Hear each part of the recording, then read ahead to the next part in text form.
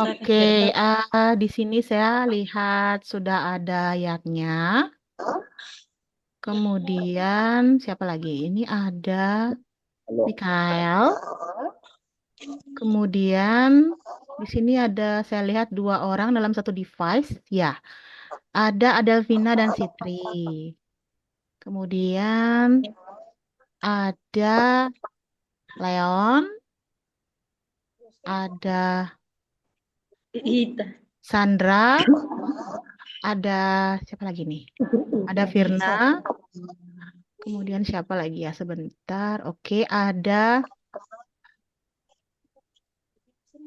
Agnes Mone, ada Ita Oris, kenapa? ya, Bisa. ada Sofia, kemudian ada Ita, iya, ada siapa ya tadi saya dapat lihat, ada Arista, oke Arista, saya cari lagi.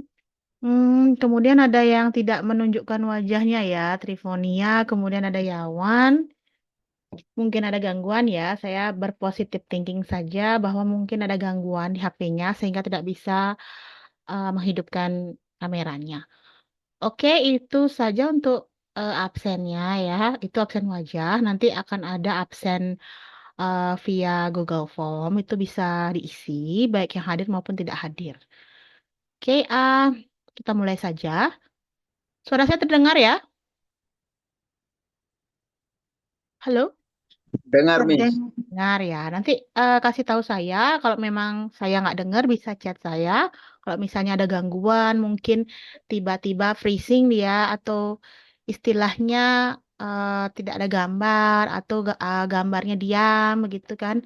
Berarti ada gangguan internet di sini. Oke. Saya lanjut saja dengan materi terbaru. Sebenarnya ya, antara mata kuliah yang kemarin yaitu belajar pembelajaran dan juga perkembangan peserta didik itu saya rasa tidak terlalu jauh berbeda karena banyak pengulangan-pengulangan tuh. Jadi ini memudahkan kalian, kalian bisa belajar satu waktu karena ada pengulangan otomatis pasti lebih cepat menempel ya di kepala kalian. Jadi kalian tidak usah mempelajari dua hal atau dua mata kuliah yang berbeda. Hanya namanya saja berbeda. Cuma mungkin nanti kita lihat esensinya, maksudnya kita lihat, kita bandingkan apakah ada materi yang berbeda, itu saja. Oke. Nah, ini hari ini topiknya tentang psikologi dan optimasi perkembangan peserta didik. Itu dia topiknya. Oke, seperti biasa kita awali dengan pengertian. Ya, di sini pengertian psikologi perkembangan peserta didik. Apa sih? Nah, ini merupakan cabang ilmu psikologi yang mempelajari perubahan perilaku, kemampuan, dan karakter individu dari masa kanak-kanak hingga dewasa dalam konteks pendidikan.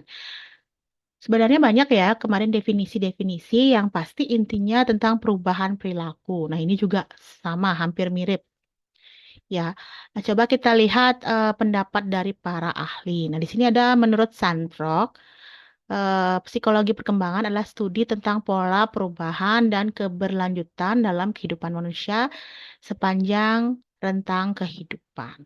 Jadi ada perubahan dan perubahannya itu berlanjut sampai manusia itu wafat ya atau tiada seperti itu. Pokoknya sampai akhir hidupnya. Kemudian ada Harlock, dia menyatakan bahwa perkembangan adalah serangkaian perubahan progresif yang terjadi akibat proses kematangan dan pengalaman. Nah, di sini ada tambahan, ada proses kematangan dan pengalaman. Sebenarnya hampir mirip ya. Pastinya dari pendapat kedua ahli ini sama-sama ada perubahannya. Tapi kalau Sandrock itu ada lanjutannya atau keberlanjutannya. Oke, jadi kalau di sini bisa kita simpulkan bahwa psikologi perkembangan peserta didik itu berfokus pada beberapa hal. Yang pertama ada perubahan fisik, seperti pertumbuhan, dan perkembangan tubuh peserta didik. Ini sudah pernah kita bahas ya. Kemudian ada perubahan kognitif, kemampuan berpikir dan memahami informasi. Nah, ini juga ada teorinya minggu lalu. Bukan minggu lalu sih, kemarin ya. Kemarin kita juga belajar tentang teori kognitif. Itu sebenarnya mirip ya. Kemudian ada perubahan sosial emosional. Saya rasa sudah pernah kita bahas juga. Hubungan sosial dan perkembangan emosi. Sebenarnya banyak dari para ahli ya atau beberapa teori yang memiliki kemiripan. Seperti itu. Tinggal kalian mengumpulkan yang mana yang serupa, yang mana yang berbeda. Jadinya gampang mempelajarinya. Kemudian ada pengaruh lingkungan belajar. Ini juga sudah sempat saya bahas, ya. Jadi sangat berdampak lingkungan ya terhadap pendidikan, atau terhadap perkembangan. Oke, kita lanjut. Nah, di sini ada aspek-aspeknya, ya, aspek-aspek perkembangan peserta didik. Ya, karena kita kan mata kuliahnya perkembangan peserta didik, pasti yang dibahas perkembangan. Perkembangan sama dengan perubahan. Tapi ini perubahannya yang bagaimana, itu harus kita cermati. Nah, di sini perkembangan fisik, saya rasa sih sudah saya bahas ya minggu lalu. Nah, di sini meliputi perubahan tubuh, motorik kasar dan halus, serta kesehatan. Kemudian ada Papalia dan Feldman yang membahas tentang perkembangan fisik yang mempengaruhi kemampuan anak dalam berinteraksi dengan lingkungan belajar. Jadi anak itu memiliki kemampuan ya dalam berinteraksi. Kemudian ada perkembangan moral. Di sini ada Lawrence Kohlberg yang dia memiliki atau dia mengembangkan atau menemukan tentang perkembangan moral. Ada tiga di sini, ada pra-konvensional, konvensional, dan pasca konvensional. Nah, kalau kalian bingung apa sih konvensional? Konvensional itu sama dengan tradisional. Tradisional itu ya pasti yang pada umumnya, lumrah, yang biasa terjadi. Kalau pra itu kan berarti sebelumnya. Sebelum, terus konvensional ada pasca, setelah eh, perkembangan yang lumrah atau pada umumnya itu. Itu dia. Ya. Kemudian ada perkembangan kognitif, pasti ini kaitannya dengan kemampuan berpikir, memahami, dan problem solving atau memecahkan masalah. Nah, di sini ada teori utama, ini juga sempat dibahas kemarin ya. Kemarin kalau misalnya kalian datang ke kampus kemarin, kemudian menyimak, pasti kalian ingat ada Jean Piaget ya, yang sensori motor, praoperasional, operasional konkret, dan operasional formal. Itu tuh sama. Ada juga Lev Vygotsky yang zona-zonanya itu ya. Ada juga scaffolding. Itu rasanya sih sudah dibahas. Saya tidak membahas lebih lanjut. Kalian tinggal ingat-ingat kembali. Kemudian ada perkembangan sosial sosial emosional, mencakup emosi, hubungan sosial, dan kepribadian. Nah, di sini kepribadian ini belum terlalu dibahas. Kalau kepribadian kan ada yang memiliki kepribadian yang tetap, tidak berubah-ubah. Ada juga yang memiliki kepribadian ganda. Misalnya kemarin dia bisa baik tiba-tiba, kemudian tiba-tiba dia berubah menjadi tidak kenal atau jahat. Itu bisa. Dia berkepribadian ganda. Misalnya dia baik di depanmu, kemudian dia bisa berbuat jahat di belakangmu. Nah, itu kepribadian ganda. Kalau istilahnya yang keren itu ada bipolar, ya. Dia berubah-ubah. Dia tidak konsisten, sikapnya gimana itu tidak konsisten dia. Di sini ada yang memiliki kepribadian ganda, atau mungkin punya teman yang menurut kalian kok dia berubah-ubah ya. Kadang dia baik, kadang dia tidak baik, begitu misalnya. Ya, kalau istilah kedokterannya itu bipolar namanya. Kadang-kadang dia normal, kadang-kadang dia nggak waras, nggak ngerti ya, pokoknya bipolar dia ya. Tidak bisa ditebak, itu seperti itu. Kita sih sebagai yang bukan dari kedokteran atau bukan dari eh, bukan ahli di bidang ilmu kesehatan sih tidak bisa apa namanya decide atau memutuskan atau menilai bahwa orang itu bipolar atau tidak. Harus yang ahli seperti psikolog itu yang menilai ya. Saya harap sih dari kalian sekelas ini tidak ada yang berkepribadian ganda. Oke. Nah, di sini ada Erik Erikson. Ini juga sempat dibahas ya, entah di mata kuliah ini atau mata kuliah belajar pembelajaran itu ya. Nah, di sini ada beberapa tahap, tapi yang dimunculkan hanya 4 saja. Di sini ada trust versus mistrust. Jadi, kepercayaan sama ketidakpercayaan. Kemudian, identity versus role confusion. Maksudnya di sini seperti ada yang sudah memiliki identitas diri, dia tahu identitasnya apa. Ini bukan identitas nama, alamat itu bukan ya. Identitas itu seperti eh, siapa aku, who am I ya. Misalnya siapa aku sebenarnya, apa kemauannya dia tahu. Pokoknya dia tahu identitas dirinya. Dia mau membawa dirinya kemana, itu dia. Ya, ada role confusion itu dia eh, krisis identitas. Misalnya dia biasanya sih ini terjadi pada saat masa remaja. Kalian masih mencari identitas diri, ya. Kalian orangnya seperti apa itu kalian tidak tahu. Terus kalian juga masih samar-samar menilai yang mana yang baik dan benar gitu ya. Masih mencari-cari gitu ya. Mencari jati diri lah istilahnya kalau dalam bahasa Indonesia. Tuh. Nah, kalau role confusion itu kayak krisis identitas, dia tidak tahu jati dirinya, ya. Dia nanti ke depannya bagaimana. Nah, itu dia. Ya, makanya dalam perkembangan ini atau perkembangan psikososial ini perlu ada bimbingan dari orang dewasa. Yang paling bagus sih dari orang tua, ya. Oke, let's see what is next.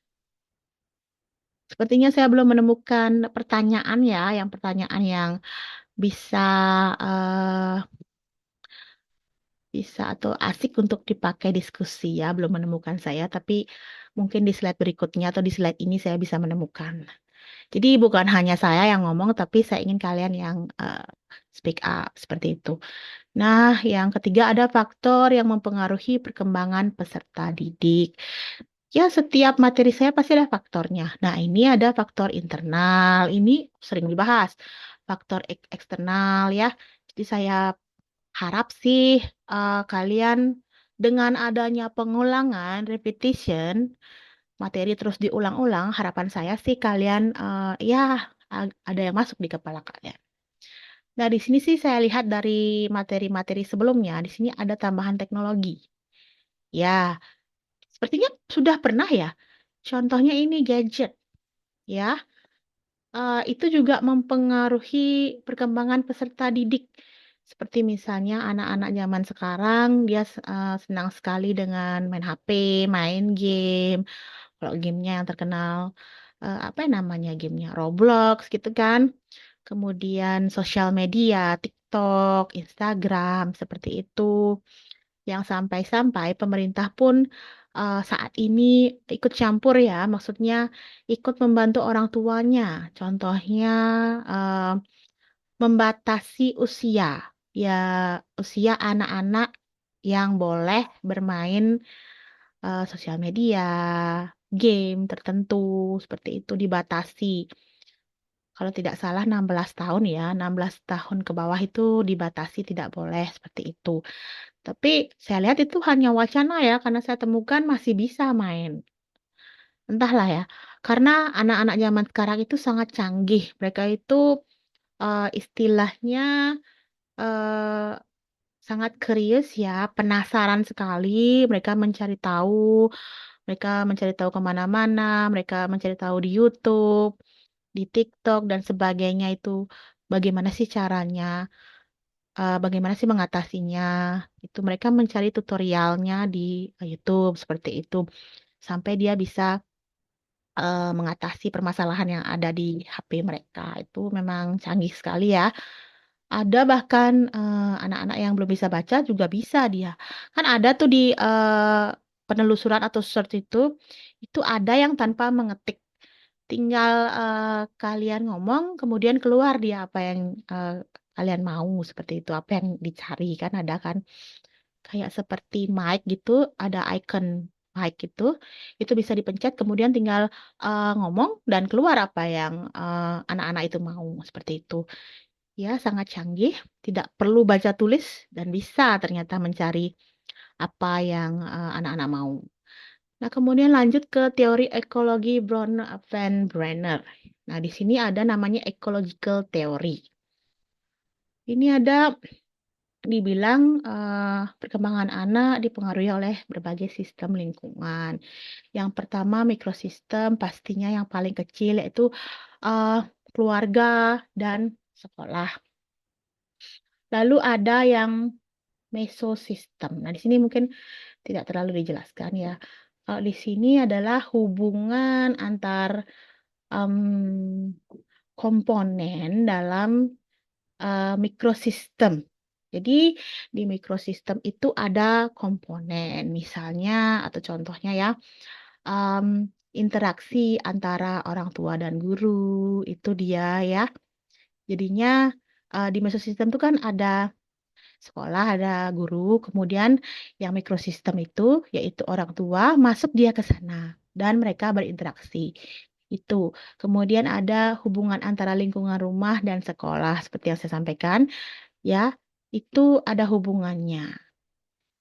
Misalnya kebiasaan kalau di rumah itu bersih, otomatis anak-anak tuh punya keinginan di sekolahnya juga bersih gitu. Kenapa? Kalau misalnya sekolahnya tidak bersih, anak-anak itu menjadi tidak nyaman, ya tidak nyaman berada di sekolah, tidak nyaman belajar seperti itu. Nah, di sini juga komunikasi yang baik antara orang tua dan guru akan meningkatkan perkembangan akademik siswa. Nah, seperti itu ya. Kemudian berikutnya ada ekosistem. Nah, ini lingkungan yang tidak berinteraksi langsung dengan individu, tetapi tetap memberi pengaruh. Ya, walaupun tidak ada interaksi ya antara lingkungan dengan individunya, tapi tetap ada pengaruhnya. Misalnya, ini ya contohnya, pekerjaan orang tua, yaitu berpengaruh. Seperti itu. Misalnya pekerjaan orang tuanya bagus, mungkin mapan, gajinya besar, ya bisa mempengaruhi atau seperti ini. Ada orang tuanya yang sibuk ya, sibuk bekerja. Nah, karena saking sibuknya orang tua itu tidak memperhatikan anaknya. Jadinya walaupun eh, sebenarnya tidak berinteraksi secara langsung, tapi tetap saja berpengaruh. Jadinya anak-anak itu kurang perhatian, tidak diawasi belajar, seperti itu ya. Jadi orang tua itu tidak mengetahui seberapa jauh atau perkembangan anaknya di sekolah karena saking sibuknya. Bahkan eh, jangan-jangan anak dan orang tua ini tidak berinteraksi, ya, seperti itu. Kemudian ada kebijakan sekolah itu juga mempengaruhi, misalnya eh, peraturan sekolahnya berubah-ubah, kemudian kurikulumnya berubah-ubah, itu juga eh, membuat gurunya bingung, bingung mau pakai yang mana. Sedangkan sebelumnya eh, mereka sudah nyaman dengan kurikulum itu ya, kurikulum lama, kemudian tiba-tiba diminta mengganti dengan kurikulum baru. Otomatis guru itu merubah semua rencana pembelajarannya ya. Jadinya berpengaruh juga ke anak-anak, ke siswanya. Ya kalau gurunya bingung ya otomatis siswanya bingung. Tuh. Kemudian yang terakhir makrosistem. Ya, di sini nah juga makro, cakupannya lebih luas, ya. Di sini mencakup budaya, nilai norma, dan ideologi masyarakat. Contohnya budaya lokal, sistem pendidikan nasional, dan nilai agama. Nah, misalnya kita ambil budaya. Budaya menghargai pendidikan akan mendorong anak untuk belajar lebih giat. Nah, misalnya kalau di hmm, istilahnya di daerahnya dia ya, kalau nggak salah saya pernah dengar di daerah mana ya? Di daerah NTT atau mana itu ya? Saya pernah dengar katanya ada belis. Misalnya kalau anak perempuan atau wanita yang pendidikannya tinggi, misalnya S1, S2, itu belisnya akan semakin tinggi ya. Semakin tinggi jenjang pendidikannya, semakin tinggi juga belisnya. Seperti itu ya. Itu sih saya dengar dari mahasiswa saya, ya. Seperti itu. Makanya mereka kenapa kuliah setinggi-tingginya atau eh, apa namanya bersekolah, kuliah itu ya, biar gininya lebih tinggi belisnya. Katanya sih seperti itu. Entah sekarang apakah masih menggunakan belis atau sudah ada istilahnya apa ya? Ada permakluman ya bagi yang kurang mampu laki-lakinya ya boleh dicicil gitu. Saya kurang tahu juga. Mungkin ada yang bisa cerita tentang belis. Ada di daerahnya kalian yang masih budaya belis itu? Mungkin ada yang kira-kira dari kalian Masih, Miss. masih. Nah, apakah benar cerita yang saya dengar bahwa kalau misalnya sudah S1 itu belisnya semakin tinggi? Benar nggak seperti itu? Benar, Iya, Miss. benar. Benar. Nah, coba saya tanya ke para cewek-cewek di sini ya. Apakah kuliah memang tujuannya itu atau berbeda? Atau memang itu salah satu tujuannya? Kan pasti kalian kuliah itu punya banyak tujuan ya, punya keinginan yang ingin digapai. Nah, mungkin bisa diceritakan apakah belis itu salah satunya. Tuh. Tidak, Ya, Miss. Tidak. tidak. Oke, ya bagus ya. Berarti makrosistemnya tidak ini ya, tidak berjalan. Maksudnya tidak mempengaruhi itu ya perkembangan kalian. Ya oke Iya, bagus Miss. sih. Karena sih kasihan juga sih para laki-laki ya. Kadang-kadang sampai ngutang gitu, sampai jual motor. Karena dulu pernah ada kasus di kampus kita ya, sudah menikah mereka. Tapi karena laki-lakinya nggak mampu, akhirnya motornya ditarik oleh pihak wanita gitu. Ada sih. Tapi semoga sih sudah tidak ada seperti itu ya.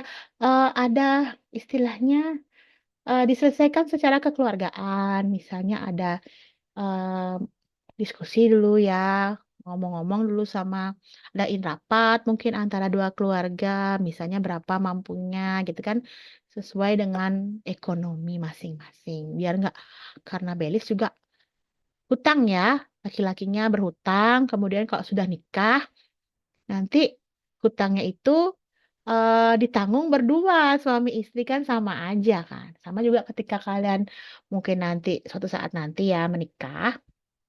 eh, Lebih baik sih jangan terlalu jor-joran, misalnya pengen yang wah nikahnya, gitu kan? Kenapa kenapa begitu ya? Kecuali kalau kalian menabung dari sekarang, kemudian sudah cukup uangnya, kan bisa acaranya yang mewah. Tapi kalau misalnya belum, ya mungkin pakai yang standar aja, istilahnya. Yang penting upacaranya jalan, kemudian sah seperti itu. Ya, bagus itu ya. Biar kalian harus memikirkan ke depannya setelah menikah bagaimana, mungkin ada keinginan bulan madu, punya rumah, atau ingin membeli perlengkapan rumah tangga, atau mungkin akan memiliki bayi, itu kan biaya juga. Jadinya kalian itu pemikirannya harus future, harus futuristik, maksudnya pemikiran yang ke depan gitu loh. Apa yang akan terjadi ke depan itu mesti direncanakan, dipikirkan. Ya, seperti itu sih ya. Oke, ya, itu juga tentang makrosistem. Kita lanjut. Nah, ini konsep optimasi perkembangan peserta didik. Hari ini upaya maksimal untuk membantu peserta didik mencapai potensi terbaiknya secara menyeluruh. Jadi secara optimum ya, pokoknya di-push, didorong biar sampai yang paling full, maksudnya yang paling terbaik lah ya, paling maksimal lah istilahnya. Oke, kemudian menurut Om Brod ya, susah namanya ini, pembelajaran yang efektif harus mempertimbangkan karakteristik perkembangan peserta didik agar potensi mereka dapat berkembang optimal. Di sini juga karakteristik ya, karakteristik perkembangan peserta didik. Ya, dipertimbangkan karakter dari peserta didik itu ya, harus dicari apa sih potensi yang mereka miliki. Nah, kalau sudah tahu apa potensi mereka, jadinya bisa eh, dikembangkan secara optimal, itu maksudnya. Nah, Ini selanjutnya ada prinsip optimasi. Nah, berpusat pada peserta didik student center.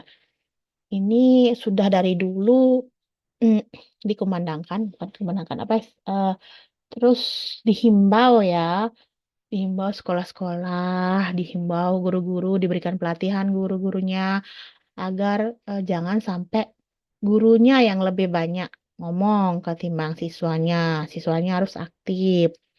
Kemudian harus sesuai dengan tahap perkembangannya, harus sesuai dengan usia dan kemampuannya. Jangan misalnya memberikan materi yang terlalu tinggi levelnya atau soalnya terlalu levelnya level untuk misalnya soalnya harusnya untuk anak kelas 2 SD tapi yang lihat sekarang itu materi anak SD itu seperti materi untuk anak SMP gitu ya. Entah bagaimana itu seperti itu, ini sangat disayangkan. Saya sebagai orang tua juga merasa agak kecewa ya kenapa seperti itu ya. Saya rasa sih anak-anak sekarang agak susah belajar karena memang materinya sangat jauh, tidak sesuai dengan kemampuan mereka atau dengan usia mereka. Jadinya pasti ini mempengaruhi perkembangan mereka pastinya. Kemudian mengembangkan potensi individu. Di sini memaksimalkan kekuatan unik tiap siswa. Nah, tiap siswa itu memiliki keunikan. Misalnya ada yang suka menggambar, ada yang lebih suka dia bicara, ada yang sukanya menulis, ya. Kadang ada sih siswa yang misalnya dia diam aja di kelas, tapi kalau misalnya dia disuruh jawab soal, itu nilainya bagus-bagus. Sedangkan ada yang ngomong aja di kelas, tapi ketika mengerjakan tes, hasilnya jelek gitu kan. Kita tidak bisa menilai bahwa, oh ini pinter ngomong dia anaknya, belum tentu dia bagus hasilnya ya. Itu harus dilihat. Kalau misalnya dia kemampuannya dalam bicara, nanti speakingnya yang lebih ditonjolkan gitu ya. Kalau misalnya dia suka nulis, beri dia latihan menulis seperti itu. Kemudian yang terakhir ini prinsipnya adalah berkelanjutan dan holistik. Artinya harus terus berlanjut ya dan berkesinambungan, saling selaras serasi. Oke. Kemudian, nah strategi mengoptimalkan perkembangan peserta didik. Nah, di sini ada strateginya. Yang pertama ada pembelajaran diferensiasi, menyesuaikan metode, materi, dan penilaian sesuai kebutuhan siswa. Nah, kalau ini yang sangat terkenal ya ini ya, terutama kalau misalnya kalau disangkutkan dengan anak berkebutuhan khusus, di mana kita sebagai pendidik tidak bisa memberikan materi yang biasa anak normal dapatkan, jadinya harus sesuai kebutuhan mereka akan berbeda ya. Kemudian misalnya anaknya hiperaktif, nakal, tidak bisa diam, itu juga harus disesuaikan. Mungkin kalau misalnya anaknya hiperaktif nggak bisa diam, coba nanti materi yang diberikan yang berhubungan dengan body movement ya, mungkin dengan menari atau bagaimana gerakan tubuh itu bisa dipakai. Kemudian adalah scaffolding. Nah, di sini ini menurut Vygotsky ya, misalnya siswa itu diberikan bantuan sementara hingga siswa mandiri. Maksudnya ditemani mereka belajar, misalnya kalau ada salah dibantu, mungkin dia ada mengalami kesulitan dibantu oleh gurunya. Terus dibantu, tapi ini sementara, tidak terus-menerus dibantu karena istilahnya kalau terus disuapin anak itu akan manja. Jadinya nanti beberapa kali ditemani dulu, disuapin, nanti lama-lama disuruh dia mencoba memakai sendok sendiri pada saat makanan seperti itu ya. Itu saya cari contoh yang mudah dimengerti. Kemudian ada penguatan reinforcement. Nah, ini kan sudah pernah saya bahas ya, ada reward dan juga punishment. Itu dia strateginya bisa dikasih apa, misalnya dia dikasih pujian kan. Reward itu bisa berupa pujian dengan kata-kata yang bisa memotivasi mereka. Kemudian ada berupa hadiah, berupa benda itu bisa. Kemudian punishment. Punishment juga bisa membuat anak itu semakin berkembang ya, karena mereka tahu efek samping dari yang berbuat kesalahan itu pasti ada hukumannya. Nah, dari situ mereka belajar untuk tidak mengulangi kesalahan yang sama. Jadi kalau masih ada anak yang sudah dapat hukuman berkali-kali, kemudian terus mengulangi lagi kesalahan yang sama, itu mungkin ada something wrong, ada sesuatu yang salah di kepalanya. Itu sepertinya perlu ke psikolog atau para ahli, mungkin psikiater seperti itu ya. Kemudian ada lingkungan belajar yang kondusif. Pastinya kalau sudah eh, kelasnya aman, nyaman, kemudian banyak fasilitas yang bisa mendukung siswa bereksplorasi, pasti senang ya siswanya ya, lebih eh, rajin ke sekolah seperti itu. Kemudian multiple intelligences. Nah, ini mungkin kalau kita bisa buatkan atau saya akan buatkan materi terpisah ya, tapi intinya di multiple intelligences ini dari Howard Gardner. Di sini ada linguistik, logika, matematika, visual spasial, kinestetik, yang interpersonal. Dan ada masih banyak yang lain, kira-kira ada 8. Nah, mungkin saya jelaskan yang di sini. Linguistik itu misalnya kalau anak itu dia suka bahasa, lebih suka cerita, misalnya mendongeng, dia suka mendengarkan cerita, ya, itu berarti dia punya kecerdasan eh, bahasa, ya. Kemudian logika, matematika itu misalnya dia berhubungan dengan matematika, tapi bukan matematika hitungan ya. Ini kayak logikanya jalan. Misalnya yang paling simpel kemarin saya sempat mengajar semester 6 ya, bukan semester 4 ya. Misalnya kayak ya, mensortir misalnya yang mana hewan ini disortir ya. Pokoknya memilah-milah itu. Kok sekarang apa ya namanya ya?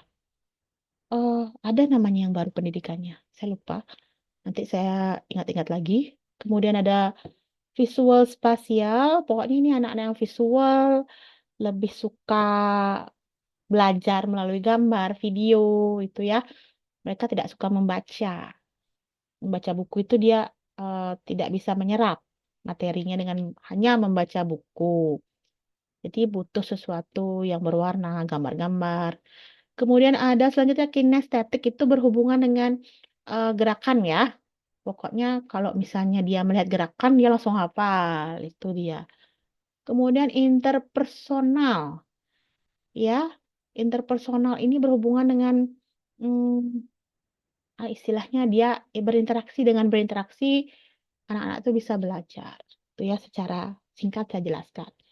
Mungkin nanti di mata kuliah semester 4 saya lebih detail, oke? Kemudian yang terakhir ada pendekatan socio-emotional style namanya. Di sini mengembangkan kesadaran diri, pengelolaan emosi, empati, dan keterampilan sosial. Nah, ini termasuk ke ilmu psikologi. Tapi nanti kalian akan mendapatkan mata kuliah psikologi pendidikan. So, maybe later on you will learn this material. Ya, intinya nanti saya juga tidak akan memberikan kalian terlalu banyak materi. Kenapa? Karena saya yakin tidak akan bisa nempel di kepala kalian ya. Paling beberapa saja yang biasanya sih yang nempel di kepala kalian itulah hal-hal yang menarik bagi kalian. Kalau nggak menarik, saya yakin tidak akan nempel. Makanya nanti uh, ini materi hari ini kan atau Zoom atau meeting hari ini kan sudah direkam. Ya mungkin kalian bisa kembali mendengar ya tidur, sambil tiduran ya. Ataupun sekarang lagi tiduran, nggak apa-apa sih, it's okay sih. Nanti harapan saya ada satu kalimat yang muncul di kepala kalian itu ya. Oke, ini ada peran guru ya dalam optimasi perkembangan. Selalu guru punya peran. Pastinya ya nama juga pendidik. Nah, itu ada beberapa perannya. Kemudian ini sih sama sih ya. Tidak ada yang beda. Saya skip saja. Sebenarnya saya tipenya kalau sudah ada yang sama saya tidak ulang lagi. Tuh ya, kalian nanti cukup baca sendiri. Ini ada implikasinya. Kita bisa lihat bagus ini ada diagramnya atau gambarnya ya. Di sini ada 4 prinsip sesuai tahap perkembangan, aktif dan interaktif, kontekstual, integrasi kognitif, afektif, dan psikomotor. Nah, ini dia. Integrasi kalau sudah ini kognitif, afektif, psikomotornya bisa terjalin, bisa berjalan beriringan, itu sangat bagus. Jadi perkembangan akan semakin optimal. Ya, itu dia. Kontekstual ini sesuai dengan konteks, sesuai dengan real life, kehidupan nyata itu akan semakin bagus. Ya, ini sangat mendukung perkembangan, kemudian aktif dan interaktif. Bukan hanya aktif, tapi ada interaksi di aktivitas tersebut, itu sangat bagus. Ya, pastinya sesuai dengan tahap perkembangan ya. Oke, itu. Kesimpulan. Oke, ini kesimpulannya. Pastinya psikologi perkembangan peserta didik itu sangat penting dalam pendidikan karena membantu guru memahami karakteristik siswa. Dengan pemahaman tersebut, guru dapat mengoptimalkan perkembangan peserta didik melalui strategi pembelajaran yang tepat, lingkungan yang mendukung, serta pendekatan yang sesuai dengan kebutuhan individu. Itu poinnya. Yang pertama poinnya ada strateginya harus pas, tepat, lingkungannya support, mendukung, harus nyaman, aman, tentram. Kemudian eh, pendekatannya harus sesuai dengan kebutuhan individu. Seperti tadi ada pendidikan berdiferensiasi, itu memastikan bahwa tidak melenceng dari apa yang siswa butuhkan. Ya, jadi misalnya kalau butuh payung, ya payung dikasih ya. Kalau misalnya hujan ya pasti butuhnya payung. Jangan kalau hujan dikasihnya payung yang robek itu kan tidak berguna seperti itu. Sama halnya dengan pendidikan, diberikan materi yang sesuai dengan kebutuhan mereka, apa yang mereka mau, apa minat mereka itu pasti akan lebih bermanfaat ilmunya itu. Ya. Oke, nah itu sih kesimpulannya. Nah, untuk penutupnya saya seperti biasa ingin minta kesimpulan dari kalian ya, apa yang kalian dapat selama ya tidak lama ya tadi ya dari jam 6.30 ya nggak nyampe 1 jam 30 menitan. Oke, kalau saya rasa sih kalau terus teori-teori kan bosan ya juga ya. Saya juga sebagai dosen juga sebenarnya ingin kalian yang mencari ilmunya ya. Cuma karena ini masih basic, masih dasar, saya rasa ya masih tetap saya. Gitu. Nanti sekali saya lihat situasinya bagaimana. Karena saya tahu ya bahwa ada beberapa dosen mungkin sudah minta kalian presentasi.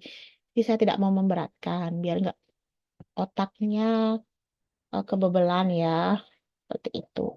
Jadi untuk sesi ini saya minta kalian sampaikan dalam satu kalimat apa sih yang kalian dengar, apa yang nempel di kepala, atau mungkin apa yang kalian catat yang menarik ya, yang mungkin bisa kalian pilih untuk menutup mata kuliah ini. Ya, silahkan. Siapa yang mau? Saya, Miss. Ya, oke, silahkan.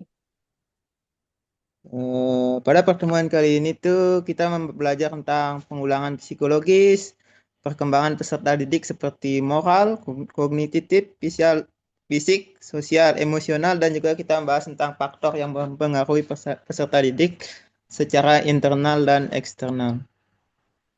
Oke, ya, tadi saya dengar ada psikomotor, afektif, ya, dan kognitif. Pastinya itu yang harus selalu kalian ingat karena akan muncul di tiap mata kuliah. Ada beberapa mata kuliah, terutama mata kuliah yang berhubungan dengan pendidikan pasti itu muncul. Thank you ya. Ayatnya, silahkan siapa selanjutnya.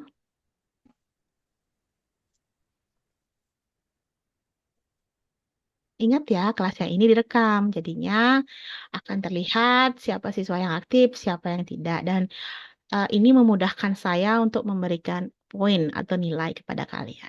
Ayo, silahkan. Saya Miss. Oke, Sofia, silahkan.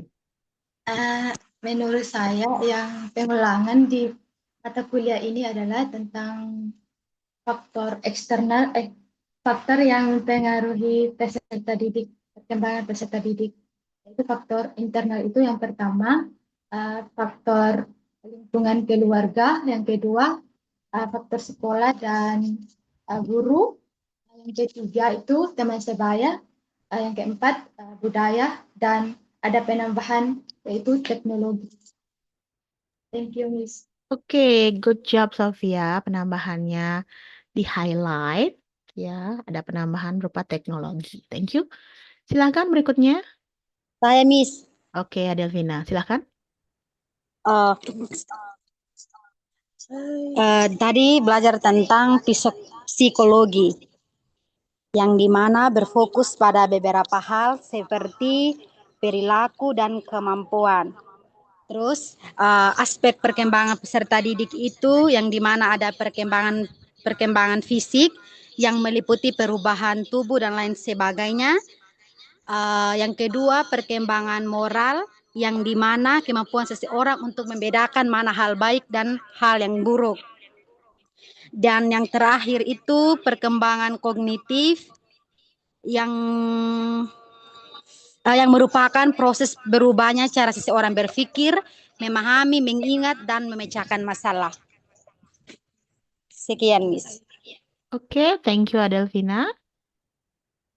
Ya, ternyata banyak pengulangan ya. Sepertinya sebenarnya sudah minggu lalu juga dibahas dan muncul kembali di pertemuan hari ini. Oke, selanjutnya siapa?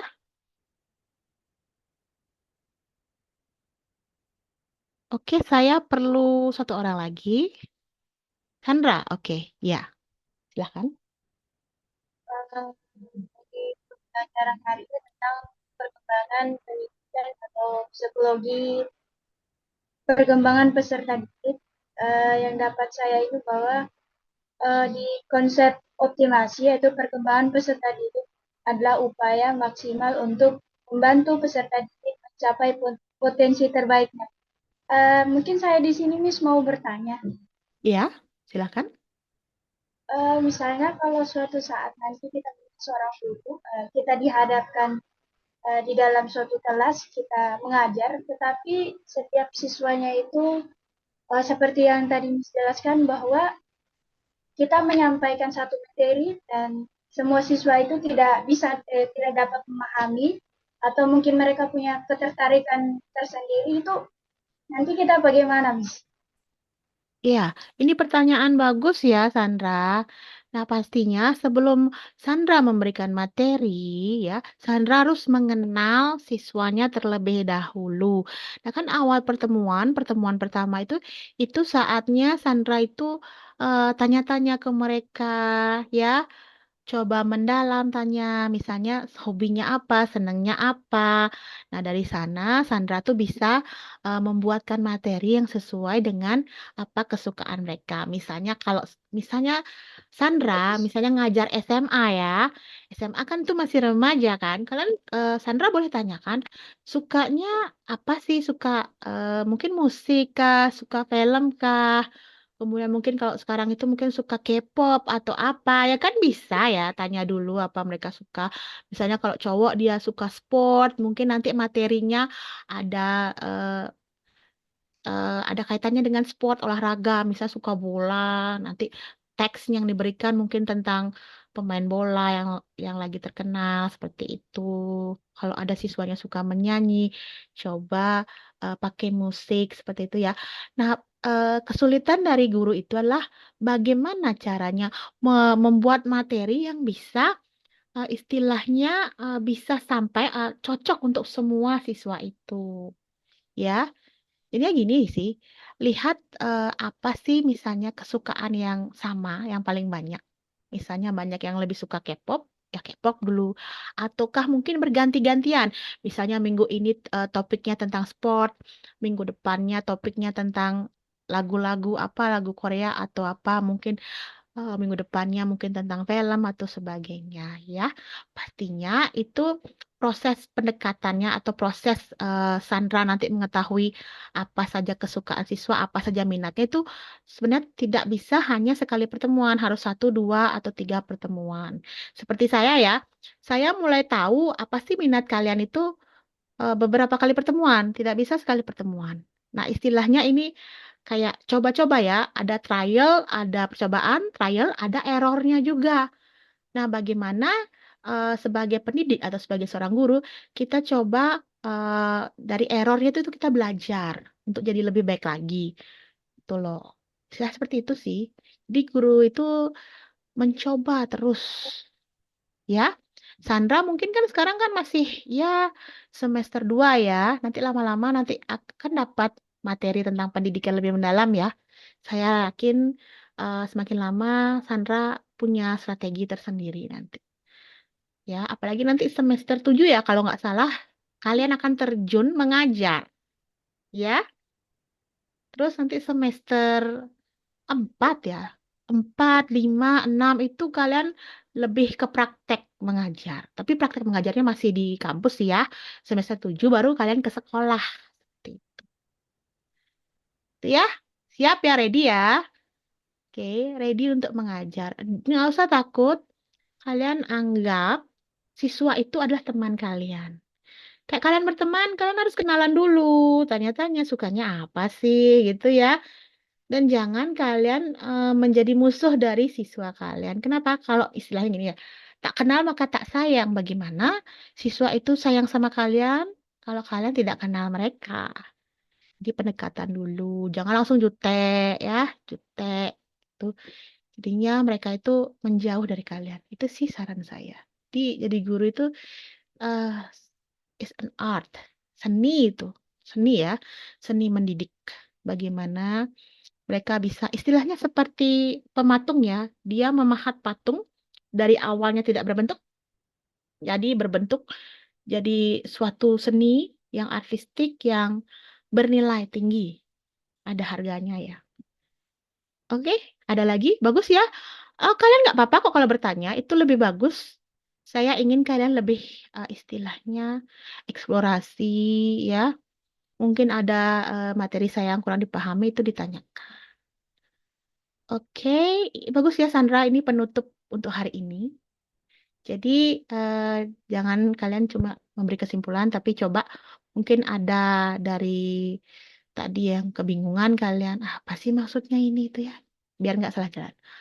Oke, I think that's all for today ya. Kita cukup kira-kira hampir 1 jam. Kenapa saya tidak lama-lama? Karena biasanya fokus dari siswa atau mahasiswa itu sebenarnya tidak bisa lebih dari 1 jam karena mereka sudah meleng, sudah out of track lah istilahnya. Jadi tidak bisa lama-lama. Oke, ya itu saja. Kita tutup kelasnya. Saya stop recording dulu.